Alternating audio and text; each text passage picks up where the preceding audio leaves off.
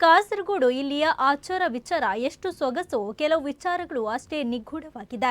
ಕಾಸರಗೋಡು ಜಿಲ್ಲೆಯ ಹೊಸದುರ್ಗ ತಾಲೂಕಿನ ಚಿತ್ತಾರಿ ಗ್ರಾಮದ ಪಾರೇಕಡವು ಎಂಬಲ್ಲಿ ವರ್ಷಂಪ್ರತಿ ನಡೆಯುವ ವಾರ್ಷಿಕ ಗ್ರಂಥ ಪೂಜಾ ಮಹೋತ್ಸವ ಫೆಬ್ರವರಿ 18ರ ರಾತ್ರಿ ಭಂಡಾರ ಮನೆಯಲ್ಲಿ ನಡೆಯಿತು. ಸಾಮಾನ್ಯವಾಗಿ ದೇವಾಲಯದಲ್ಲಿ ಮೂರ್ತಿಗಳಿಗೆ ಅಥವಾ ಕಲಶಕ್ಕೆ ಆರಾಧನೆ ನಡೆಯುವುದು ಸಾಮಾನ್ಯವಾಗಿರುತ್ತದೆ. ಆದರೆ ಅಪರೂಪದಲ್ಲಿ ಅಪರೂಪ ಆರಾಧನೆಯು ಮಲಬಾರ್ ಭಾಗದಲ್ಲಿದೆ. ವಿಶೇಷ ಎಂದರೆ ತಾಳೆಗರಿಯ ಗ್ರಂಥವನ್ನ ಮಹಾಕಾಳಿಯ ಸ್ವರೂಪವೆಂದು ಭಾವಿಸಿ ಅನಾದಿ ಕಾಲದಿಂದಲೂ ಪೂಜಾತಿ ಕ್ರಮವನ್ನು ನಡೆಸಿ ಆರಾಧನೆಯನ್ನ ಮಾಡುತ್ತಾ ಬರಲಾಗುತ್ತಿದೆ.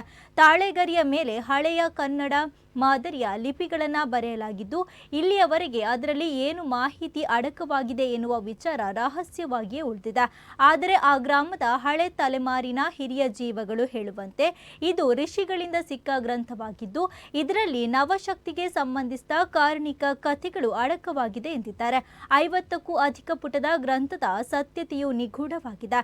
ಕನ್ನಡ ಮೋಡಿ ಅಕ್ಷರಗಳು ಹೆಚ್ಚಾಗಿ ಇರುವುದರಿಂದ ಅದನ್ನು ಓದುವುದೇ ಸಾಹಸವಾಗಿದೆ ಎಂದು ಈ ಮೊದಲು ಓದಲು ಪ್ರಯತ್ನಿಸಿದವರು ಅಭಿಪ್ರಾಯವನ್ನ ಪಟ್ಟಿದ್ದಾರೆ.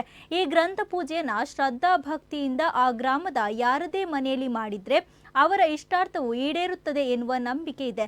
ದೈವಗಳು, ಕಾರ್ಣಿಕ ಕಥೆಗಳು, ಆ ದೇವಾಲಯದಲ್ಲಿ ಹುಟ್ಟು ಬೆಳವಣಿಗೆ ಶಕ್ತಿಯ ಬಗ್ಗೆ ನುಡಿಕೊಟ್ಟರೆ ಈ ಗ್ರಂಥ ಪೂಜೆಯ ದಿನ ಪಾತ್ರಿ ಅರ್ಥಾತ್ ಶ್ರೀದೇವರ ದರ್ಶನ ಸೇವೆಯನ್ನ ಮಾಡುವವರು ಗ್ರಂಥದಲ್ಲಿ ಏನು ಮಾಹಿತಿ ಅಡಗಿದೆ ಎನ್ನುವುದರ ಸುಳಿವನ್ನು ನೀಡುತ್ತಾರೆ. ವಾರ್ಷಿಕ ಪೂಜಾ ದಿನದ ಅಂಗವಾಗಿ ಶ್ರೀದೇವರ ದರ್ಶನ, ಕೆಂಡ ಸೇವೆ, ಕಾಯಿ ಒಡೆಯುವುದು ಮತ್ತು ಮಹಾಪೂಜೆಯು ನಡೆಯಿತು.